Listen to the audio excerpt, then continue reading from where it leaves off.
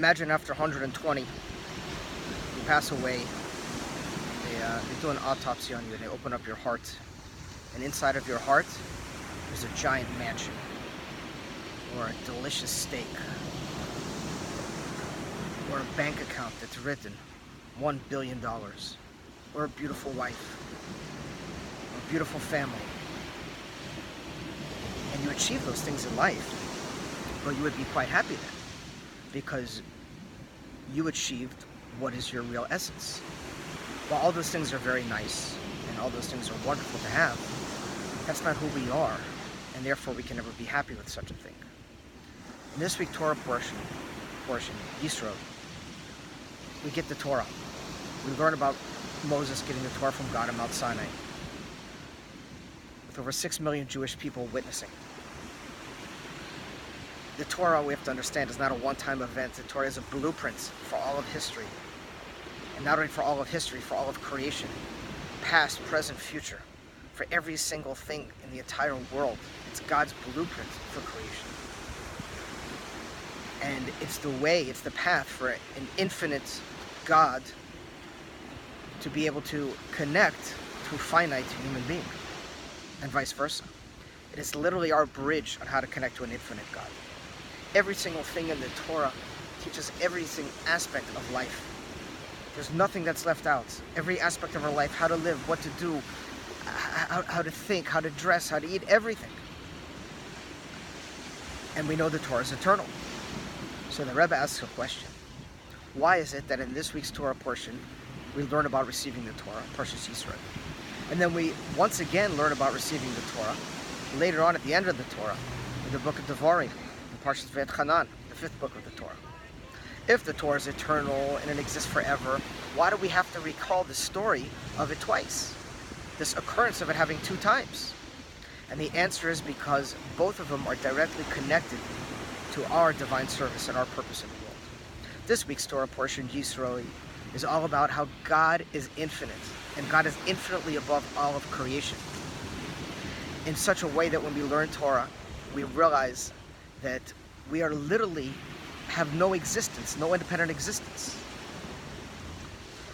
At the same time, in the second time when we receive the Torah, in Parshas V'etchanan, in the book of Devarim, the Torah is given through Moshe Moshe Rabbeinu, the leader of the generation at that time. And therefore Moshe acted as a filter, so we could take the Torah and we can connect to it.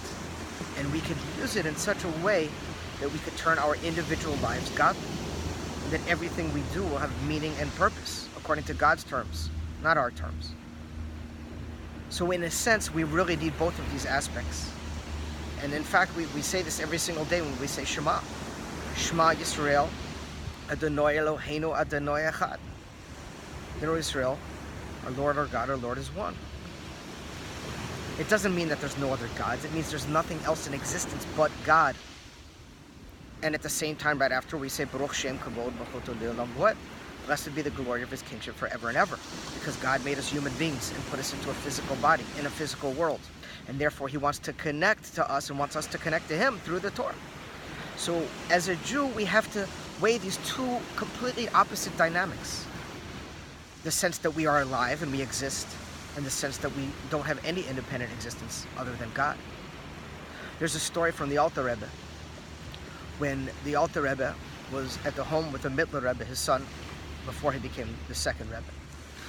And the second Rebbe of Chabad, the Mittler Rebbe, was deep focused inside of his studies, as well as the Alter Rebbe upstairs. And the Mittler Rebbe's son started crying. He fell out of the crib. But the Mittler Rebbe was so engrossed in his Torah story he didn't hear. The Alter Rebbe came down from downstairs and picked the child up and soothed him, and went back in and admonished his son and said, you must never be so connected to God in your studies that you can't hear a child cry. And the opposite is true as well. We can never be so engrossed with our individual lives, no matter how wonderful they may be. That may be our children, that may be our wives, our husbands, our friends, our business, our career, our charity, any of these things. We can never be so engrossed in these other aspects of our lives that we forget about God, that we forget about the real reason of why we're here, to connect to God in everything that we do. And the fusion of these 2 aspects together is really what defines and makes us who we are.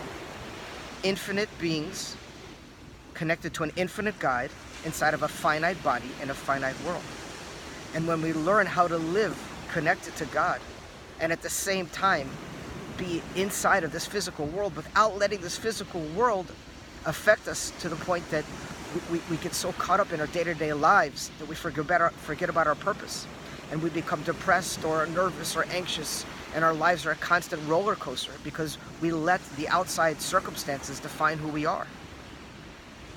You're not your experiences, you're not your emotions, you're not your thoughts. You're above all of that. You are godly. But the only way to reveal that is through the path God gave us. And that's the Torah. May you receive the Torah in a happy way, an inward way, a joyful way, and the ultimate Torah of Mashiach. May it happen right now. Mashiach now.